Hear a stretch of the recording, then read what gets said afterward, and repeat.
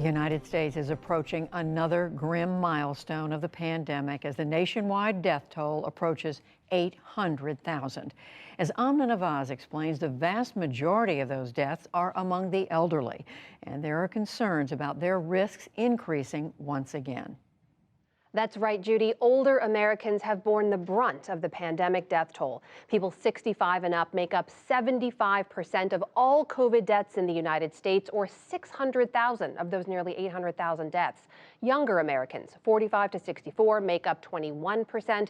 Those 45 and below are just 4% of all deaths. Meanwhile, among some of the most vulnerable Americans, nursing home residents, just 51% have gotten a booster shot.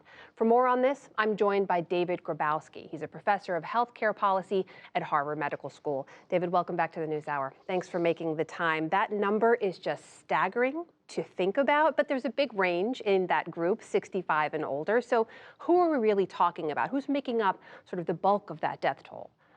Absolutely. The individuals making up the bulk of the deaths among older adults are those oldest old. So they're individuals aged 85 and older.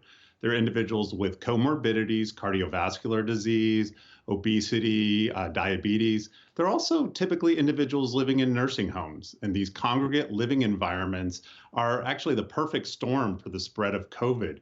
You have individuals often sharing a room, sharing a bathroom, communal dining and activities. So all of these features lead to those big outbreaks we've all read about. What's going on in nursing homes now? I mean, I know the CDC has shared some concern over low vaccination rates among people who work in those nursing homes. I think aides in nursing homes and long-term care facilities, it's still 46% of all those aides are fully vaccinated. Is that contributing to this? That's absolutely contributing to this. We see a huge range in the vaccination rates of staff around the country. Some facilities, let's be very clear, are doing quite well. They have vaccination rates among caregivers up above 80 or 90%. However, we have far too many facilities that are really lagging behind. And we did some research recently suggesting that variation in the vaccination rate of the staff is actually a big explanation for why we see such differences in fatality rates among residents across facilities. We estimated over the summer of 2021, if you could have brought all of those facilities up to 80% vaccination rates among their staff, you would have saved 700 lives among residents. That's a huge number, and that's half of all fatalities over the summer. Could have been prevented if we could have had our staff better vaccinated. Let's talk about vaccination rates among those older Americans, right? We're talking about people 65 and up. It is one of the most highly vaccinated groups in the country. What about booster shots? Have we had the same level of uptake? We haven't, unfortunately. So the federal government did something very centralized and orderly about originally vaccinating our residents. They brought the clinics to the facilities.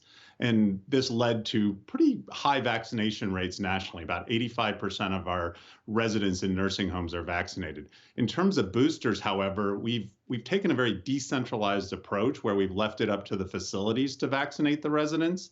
And about half of all those vaccinated residents have gotten their booster shot.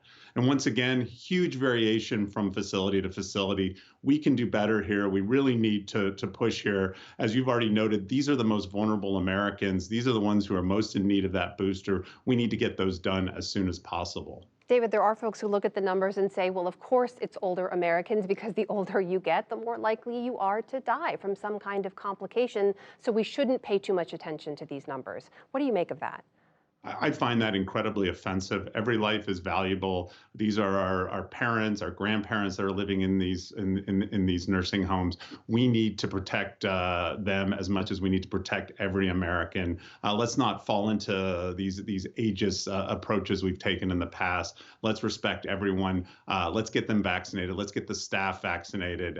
Every life is valuable, and that would be my response. David, finally, I just want to make this clear for everybody with the graphic. When you can see over the life of this pandemic, what has happened when you look at people 65 and older, those are total U.S. COVID deaths. That orange part is just the part of the population 65 and older. And you can see the ups and downs, the wave in the first spring when vaccinations first started to come online. It starts to dip slowly over time. But at the end there, David, it is starting to creep back up.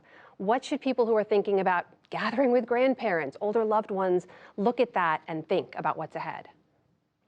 It's really important that we get together, but it's really important that we get together safely. And so we need to be vaccinated. We need to get our booster shots.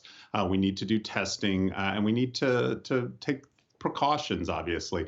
But I think if it's visiting an older family member in a nursing home, getting together for the holidays, these are really important activities, but we need to do them safely. And that would be my advice, to balance both kind of the community we all need this time of year with safety. It's good advice. That is David Grabowski, professor of healthcare policy at Harvard Medical School. David, always good to see you. Thank you. Thanks.